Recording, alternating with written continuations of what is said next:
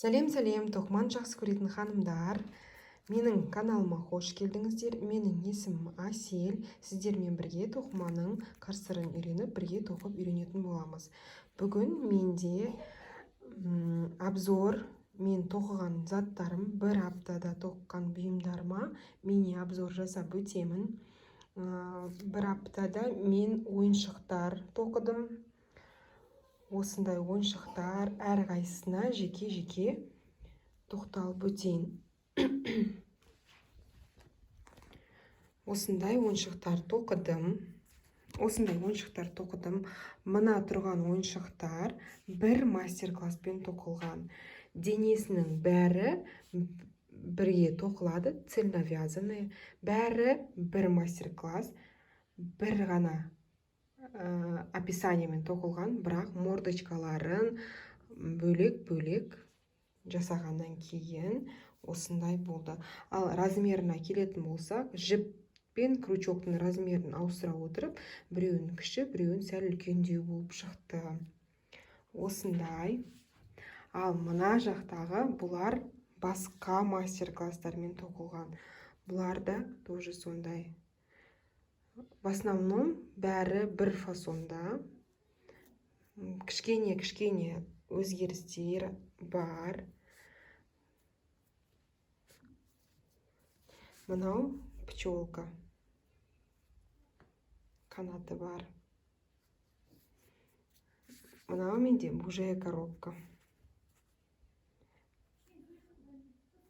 Ең үлкен заказым, ең бірінші ойыншықтардың ең алғашқы және көп заказ берген осы заказым. Және мындай крыса тоқыдым.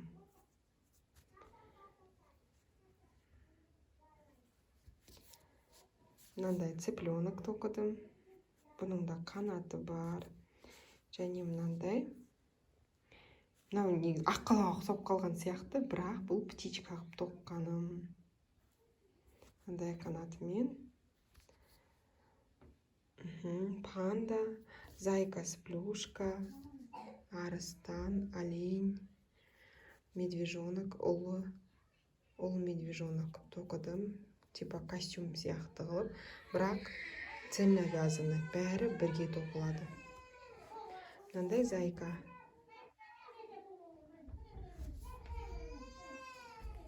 Мынау да мысық, мынау шошқа, мынау лисичка.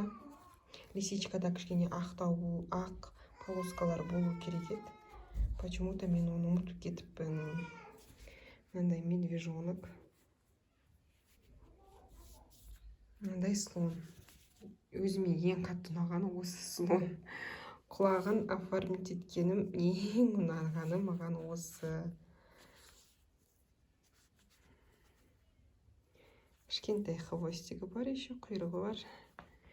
Осындай кейбіреулеріне шарф тоқыдым, кейбіреулеріне мынандай бабочка сияқты тоқыдым, лента байладым, мынандай завязкалар тоқып байлап қойдым. В основном осындай. Ал бағалап жіберіңіздер, комментарияға жазыңыздар, қай ойыншық ұнады. Лайктарыңызды аямаңыздар. Каналыма тіркелмеген болсаңыздар, тіркеліңіздер.